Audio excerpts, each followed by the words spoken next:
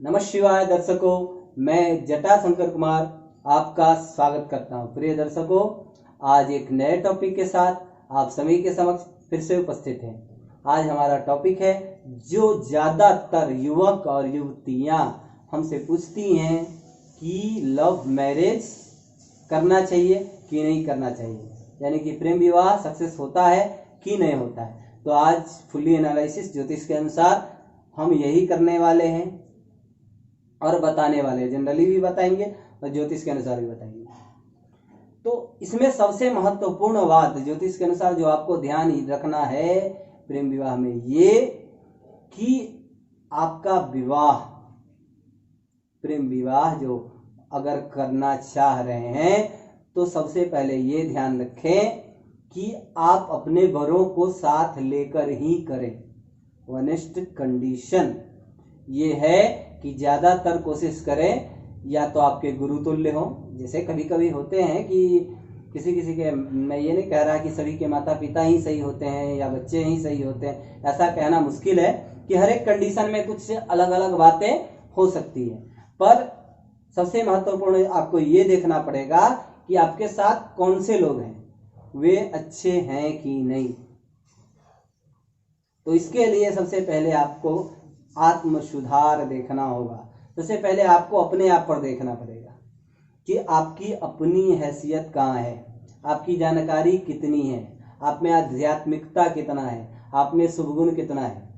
अगर सही और पेरेंट्स से अलग जा रहे हैं तो याद रखिए वो प्रेम विवाह में बहुत ज्यादा खतरा है। अगर आप होशियार नहीं हैं तो कहानी वही होने वाला है कि आप शेर से भरे जंगल में जा रहे हैं और आंख मूंद के जा रहे हैं, आपको कोई जानकारी नहीं कि कहाँ क्या होने वाला है। तो आप भगवान के भरोसे हैं। तो वहां तो कुछ भगवान के भरोसे कभी हो सकता है कि अगर नजर नहीं पड़े तो आप बच जाएं, पर इस कंडीशन में बचने का चांसेस बहुत कम होता है। मैं कह देता हूं कि आपकी अपनी समझदारी अगर नहीं है, आप पहचानने में अगर भूल करते हैं, और ज्यादातर होता है, ज्यादातर यही होता है। इसलिए कि अगर आपका सोच सही होता, आपकी समझ सही होता, आप अगर सही होते तो आपको पेरेंट्स से भागने की जरूरत नहीं होती, कोई अच्छे लोग से भागने की जरूरत नहीं होती। अगर आप किसी को साथ में नहीं ले पा रहे हैं तो इसका मतलब ये 100% गारंटेड रखिए कि आप ठगे जाएंगे। आपको बचाने वाला कोई नहीं मिलेगा। इसलिए नहीं मिलेगा कि आपके पास न आध्यात्मिकता है, न शुभ गुण है, न सत्य राह पे आप चल रहे हैं। तो आप किस चीज से आशा कर रहे हैं कि आप बच जाएंगे? आपके पास बचने का कोई ऑप्शन नहीं होगा। तो प्रेम विवाह में ये अलर्ट निश्चित रूप से जरूरी है कि आप गुरु तुल्य या तो कोई लोग हों जिनकी समझ अच्छी हो, या आपके माता पिता जो भी पेरेंट्स हैं उनको मिला के कोशिश करें कि आपका विवाह हो। तीसरी बात कि अगर ये दोनों चीज नहीं हो तो हम तो कहेंगे कि आप वैसा प्रेम विवाह में रुचि ना ही दिखाए, लेकिन एक कंडीशन में आप कर सकते हैं, वो तब जब आपकी को लगता है कि आपकी समझदारी इतनी है। वैसे तो सबको मैंने देखा है कि ज्यादातर लोगों को लगता है, लेकिन अपने लग जाने से नहीं होगा।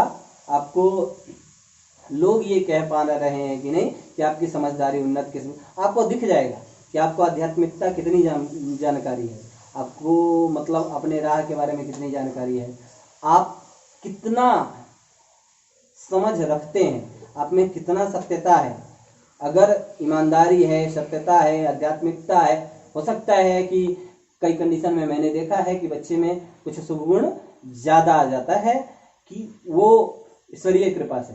क्योंकि वैसे मैं अगर देखूं जिनकी अगर माता पिता का टॉपिक अगर लेंगे तो माता पिता का फुल्ली असर बच्चों पर पड़ता है, इसमें कहीं से शक की बात नहीं है। वो बात हम अलग टॉपिक में करेंगे और अलग दिन करेंगे, पर आज हमारा ये टॉपिक था प्रेम विवाह का। तो इसमें हमेशा ध्यान रखें कि आप सही हैं तो करें, अगर नहीं है, माता पिता को साथ नहीं ले पा रहे हैं और किसी को साथ नहीं ले पा रहे हैं, तो आप फंसने वाले हैं, 100% फंसने वाले हैं। फंसिए, क्योंकि आपको बचाने वाला कोई मिलने वाला नहीं है।